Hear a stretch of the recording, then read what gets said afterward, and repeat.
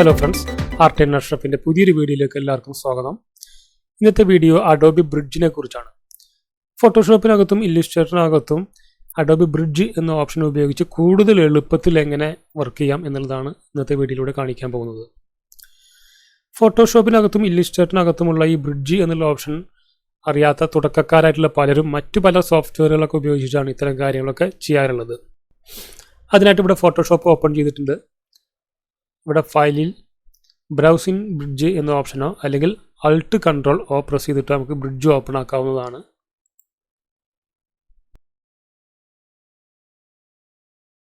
ഇവിടെ bridge open ആയി വന്നിട്ടുണ്ട്.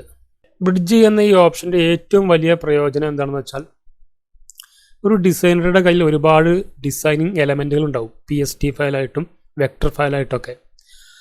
അപ്പോൾ അത് നമ്മൾ അതിൻ്റെ ഫോൾഡറിൽ പോയി നോക്കിയാൽ ഇതുപോലെ ഓരോന്നിൻ്റെ ഐക്കണായിട്ടാണ് കാണാൻ പറ്റുക.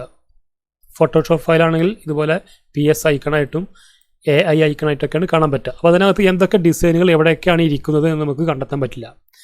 അതിനായിട്ടാണ് കൂടുതലായി പേരും ഈ ബ്രിഡ്ജ് ഉപയോഗിക്കുന്നത്.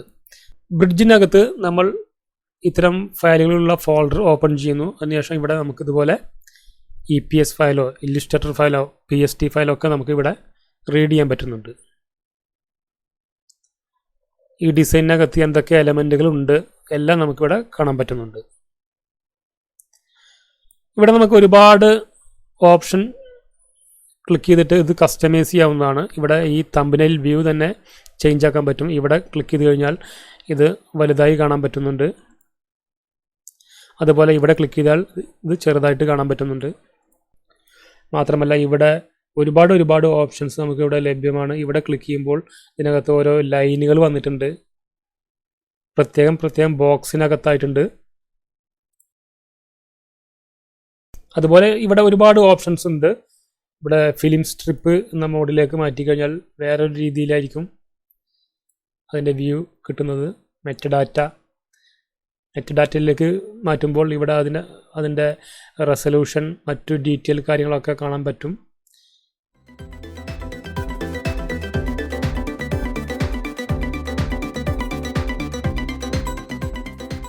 മറ്റൊന്ന്, ഇവിടെ നമുക്ക് ഇതുപോലുള്ള ഐക്കണുകളൊക്കെയാണ് നമ്മൾ തുറന്നു നോക്കുന്നെങ്കിൽ ഇവിടെ സെലക്ട് ചെയ്യുന്ന ശേഷം സ്പേസ് ബാർ പ്രസ് ചെയ്ത് കഴിഞ്ഞാൽ ആ ഒരു ഡിസൈൻ നമുക്ക് വലുതായിട്ട് കാണാവുന്നതാണ്. നമുക്ക് ആവശ്യമായിട്ടുള്ള ഐക്കൺ ഇതിനകത്തുനിന്ന് ഉണ്ടോ എന്ന് സെർച്ച് ചെയ്ത് നോക്കാം. നമുക്ക് കൃത്യമായിട്ടുള്ള ഡിസൈൻ കിട്ടിക്കഴിഞ്ഞാൽ എൻ്റർ പ്രസ് ചെയ്തുകൊണ്ട് നമുക്കത് നമ്മുടെ വർക്കിനകത്തേക്ക് ഓപ്പൺ ചെയ്യാവുന്നതാണ്. സിമ്പിളായിട്ട് ഓപ്പൺ ആയിട്ട് വരുന്നതാണ്.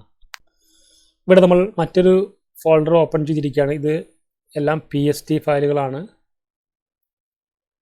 നമുക്ക് കൃത്യമായിട്ട് ആവശ്യമുള്ള ഫയലിൽ തന്നെ നമുക്ക് എത്തിപ്പെടാൻ വളരെ പെട്ടെന്ന് സാധിക്കും. മാത്രമല്ല അത് സ്പേസ് ബാർ പ്രസ് ചെയ്തുകൊണ്ട് അത് വലുതായിട്ട് കണ്ടിട്ട് അതിൻ്റെ ക്ലാരിറ്റിയൊക്കെ നമുക്ക് ബോധ്യപ്പെടാൻ പറ്റുന്നു. ഈ രീതിയിലാണ് നമുക്ക് ഇത്തരം ഡിസൈനിങ് എലമെൻറ്റുകൾ നമ്മുടെ വർക്കിനകത്തേക്ക് ഉപയോഗിക്കുന്നത്. ഇനി നമ്മൾ നമ്മുടെ വർക്കിലേക്ക് ആവശ്യമായിട്ടുള്ള ഇമേജുകൾ എങ്ങനെയാണ് കസ്റ്റമൈസ് ചെയ്യുന്നത് എന്നിവിടെ നോക്കാം. അതിനായിട്ട് നമ്മൾ ഇമേജുള്ളൊരു ഫോൾഡർ ഓപ്പൺ ചെയ്യുക.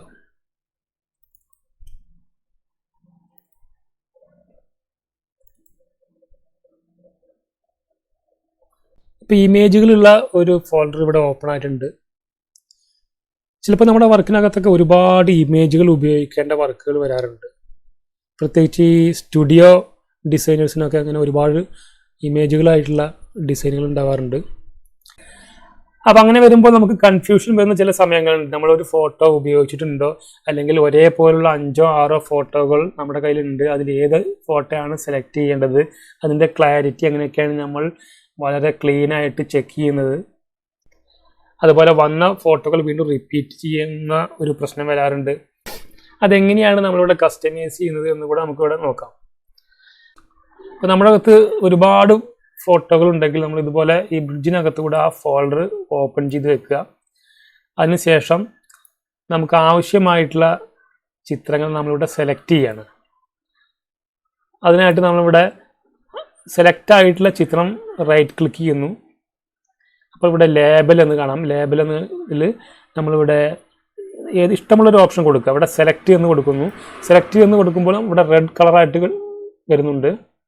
അതിനുശേഷം അടുത്തൊരു ചിത്രം ഇവിടെ നമ്മളിവിടെ ലേബലിൽ സെലക്ട് എന്ന് കൊടുക്കുന്നു. അതിനുശേഷം മറ്റൊരു ചിത്രം ഇവിടെ ലേബലിൽ നമ്മൾ സെക്കൻഡ് എന്ന് കൊടുക്കുന്നു. അപ്പോൾ അത് മറ്റൊരു കളറായിട്ടാണ് വന്നിട്ടുള്ളത്. അതുപോലെ ലേബൽ എന്ന ഓപ്ഷനിൽ ഇവിടെ അപ്രൂവ്ഡ് കൊടുക്കുന്നു. അത് വേറൊരു കളറായിട്ടാണ് വന്നിട്ടുള്ളത്.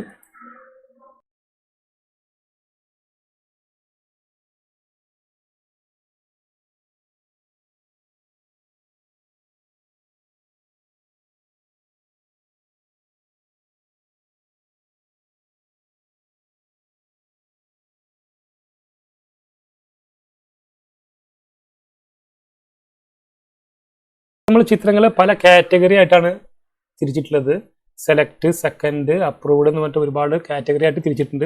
ഓരോന്നിനും ഓരോ നിറങ്ങളാണ് ഓട്ടോമാറ്റിക്കായിട്ട് വന്നിട്ടുള്ളത്.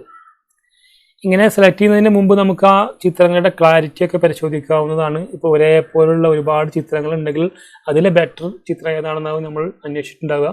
അപ്പോൾ അതിൻ്റെ ക്ലാരിറ്റി ഒക്കെ ചെക്ക് ചെയ്യേണ്ടതായിട്ട് വരും. അതിനായിട്ട് നമുക്കിവിടെ സ്പേസ് ബാർ ജസ്റ്റ് പ്രസ് ചെയ്ത് കഴിഞ്ഞാൽ ആ ചിത്രം വലുതായി കാണാം. ഇനി നമ്മൾ ഏത് ഭാഗത്ത് ക്ലിക്ക് ചെയ്യുമ്പോഴും ആ ഭാഗം സൂമായിട്ട് വരും. നമുക്ക് ആവശ്യമായിട്ടുള്ള ഭാഗം ജസ്റ്റ് ലെഫ്റ്റ് ക്ലിക്ക് ചെയ്ത് കഴിഞ്ഞാൽ ആ ഭാഗം സൂമായിട്ട് വരും. നമുക്ക് അവിടുത്തെ പിക്സലൊക്കെ ചെക്ക് ചെയ്തിട്ട് ശേഷം ഉചിതമായിട്ടുള്ള ചിത്രങ്ങൾ സെലക്ട് ചെയ്യാവുന്നതാണ്. വീണ്ടും സ്പേസ് ബാർ അടിച്ചു കഴിഞ്ഞാൽ അത് പഴയ രീതിയിലേക്ക് ചെറുതായി പോകുന്നതാണ്. അപ്പോൾ നമ്മൾ ഒരുപാട് ചിത്രങ്ങളെ കാറ്റഗറി ആയിട്ട് തിരിച്ചിട്ടുണ്ട് ഇവിടെ. ഇനി ഇവിടെ ഈ വിൻഡോ എന്നുള്ള ഓപ്ഷനിൽ പോയതിനു ശേഷം ഫോൾഡർ പാനൽ എന്ന് ക്ലിക്ക് ചെയ്യുമ്പോൾ ഇവിടെ ഒരുപാട് സൗകര്യങ്ങൾ വന്നിട്ടുണ്ട്. ഇനി നമ്മൾ സെലക്ട് ചെയ്ത ചിത്രങ്ങൾ ഏതൊക്കെയാണെന്ന് കിട്ടാൻ വേണ്ടിയിട്ട് ഇവിടെ ഈ സെലക്റ്റിൽ ക്ലിക്ക് ചെയ്യുന്നു. ഇപ്പോൾ നമ്മൾ സെലക്ട് എന്ന ഓപ്ഷനിൽ ക്ലിക്ക് ചെയ്ത ചിത്രങ്ങൾ മാത്രമായിട്ട് വന്നിട്ടുണ്ട്. അപ്പോൾ അതായത് ഒരു ആൽബം സെറ്റ് ചെയ്യുമ്പോൾ നമുക്ക് ഫുള്ളായിട്ട് കൊടുക്കേണ്ട ചിത്രങ്ങൾ ഒരു തരത്തിൽ സെലക്ട് ചെയ്തിടാം. ടോട്ടലായിട്ട് ചെറിയ രീതിയിൽ അലൈൻ ചെയ്യേണ്ട ചിത്രങ്ങളെ മറ്റൊരു ഓപ്ഷനിൽ മാർക്ക് ചെയ്തിടാം. അതുപോലെ തന്നെ ചിലപ്പോൾ നമുക്ക് സ്ഥലമുണ്ടെങ്കിൽ മാത്രം സെലക്ട് ചെയ്യാം എന്ന് ഒക്കെ വെച്ചിരിക്കുന്ന ചിത്രങ്ങളെ മറ്റൊരു കാറ്റഗറിയിലേക്ക് മാറ്റിയിടാം. അങ്ങനെയൊക്കെ ഒരുപാട് സൗകര്യങ്ങളാണ് ഈ ബ്രിഡ്ജിനകത്തുള്ളത്. ഇപ്പോൾ നമ്മൾ സെലക്ട് എന്ന ഓപ്ഷനിൽ ക്ലിക്ക് ചെയ്യുമ്പോൾ ഇത്തരം ചിത്രങ്ങൾ, ഈ 3 ചിത്രങ്ങളാണ് നമ്മൾ സെലക്ട് ഓപ്ഷനിൽ കൊടുത്തിട്ടുള്ളത്. ഇനി സെക്കൻഡ് ഓപ്ഷനിൽ കൊടുത്തിട്ടുള്ള ചിത്രങ്ങൾ ഇതൊക്കെയാണ്. ഇപ്പോൾ ഇവിടെ 2 ഓപ്ഷൻ ക്ലിക്ക് ആയത് കാരണമാണ് 2 വന്നിട്ടുള്ളത്. ഇവിടെ ഈ സെലക്ട് നമ്മൾ മാറ്റി. ഇപ്പോൾ സെക്കൻഡ് ഓപ്ഷനിലുള്ള ചിത്രങ്ങളാണ് ഇത്. ഇനി ഇത് ഓഫ് ചെയ്തതിനു ശേഷം അപ്രൂവ്ഡ് എന്ന ഓപ്ഷൻ ക്ലിക്ക് ചെയ്യുമ്പോൾ ആ ചിത്രങ്ങൾ വന്നിട്ടുണ്ട്. ഇനി നമുക്ക് ആ ചിത്രങ്ങൾ എൻ്റർ പ്രസ് ചെയ്ത് കഴിഞ്ഞാൽ നമ്മുടെ ഫോട്ടോഷോപ്പിനകത്തേക്ക് ഓപ്പൺ ചെയ്ത് വരുന്നതാണ്. ഇനി നമ്മളിങ്ങനെ കൊടുത്ത കാറ്റഗറി ഒഴിവാക്കണമെങ്കിൽ ഈ ലേബൽ തന്നെ നോ ലേബൽ എന്ന ഓപ്ഷൻ ക്ലിക്ക് ചെയ്ത് കഴിഞ്ഞാൽ നമ്മൾ കൊടുത്തിട്ടുള്ള ഈ ലേബൽ പോയിട്ടുണ്ട്. അതുപോലെ തന്നെ ഇങ്ങനെ സ്റ്റാർ റേറ്റിംഗ് കൊടുത്തിട്ടും നമുക്ക് ഇതിനകത്ത് ചിത്രങ്ങളെ കസ്റ്റമൈസ് ചെയ്യാവുന്നതാണ്. ഇപ്പോൾ ഫോട്ടോഷോപ്പിൽ ഇല്ലുസ്ട്രേറ്ററിലുള്ള നമ്മുടെ വർക്കിനകത്തേക്ക് ഇതുപോലുള്ള PSD ഫയലുകളോ വെക്ടർ ഫോർമാറ്റുകളോ ഒക്കെ ആഡ് ചെയ്യുമ്പോൾ തീർച്ചയായിട്ടും നിങ്ങൾ ഈ ബ്രിഡ്ജ് എന്നുള്ള ഈ ഒരു ഓപ്ഷൻ ഉപയോഗിക്കുക. ഇതിനകത്തുള്ള സൗകര്യങ്ങൾ പ്രയോജനപ്പെടുത്തുക. നമുക്ക് കൃത്യമായിട്ട് ഇതിൻ്റെ ക്ലാരിറ്റിയോ കാര്യങ്ങളൊക്കെ ചെക്ക് ചെയ്യാനുള്ള സൗകര്യങ്ങളും അതുപോലെ നമുക്ക് ആവശ്യമായിട്ടുള്ള കൃത്യമായിട്ടുള്ള ഫയലുകൾ വളരെ സിമ്പിളായിട്ട് കണ്ടെത്താനൊക്കെ ഈ ബ്രിഡ്ജ് വളരെയധികം സഹായകമാണ്. ഓക്കെ ഫ്രണ്ട്സ്, നിങ്ങൾക്ക് ഈ വീഡിയോ ഇഷ്ടമായിട്ടുണ്ടാവുമെന്ന് കരുതുന്നു. ഇഷ്ടമായിട്ടുണ്ടെങ്കിൽ ലൈക്ക് ചെയ്യുക, ഇഷ്ടമായിട്ടില്ലെങ്കിൽ ഡിസ്ലൈക്ക് ചെയ്യാവുന്നതാണ്. ഡിസൈനിങ് ആൻഡ് പ്രിന്റിംഗ് മേഖലയിലെ ഇമ്പോർട്ടൻ്റ് ആയിട്ടുള്ള കാര്യങ്ങൾ തുടക്കക്കാരിലേക്ക് കൂടി എത്തിക്കുക എന്നൊരു ഉദ്ദേശമാണ് ഈ ചാനലിനുള്ളത്. അതുകൊണ്ട് ഈ ചാനലൊന്ന് സബ്സ്ക്രൈബ് ചെയ്തിട്ട് സപ്പോർട്ട് ചെയ്യുക. അതുപോലെ ഷെയർ ചെയ്ത് മറ്റുള്ളവരിലേക്ക് എത്തിക്കുക. ഇതുപോലുള്ള വീഡിയോകളുടെ നോട്ടിഫിക്കേഷനായി നിങ്ങൾ ആ ബെൽ ബട്ടൺ ഒന്ന് എനേബിൾ ചെയ്ത് വെക്കുക.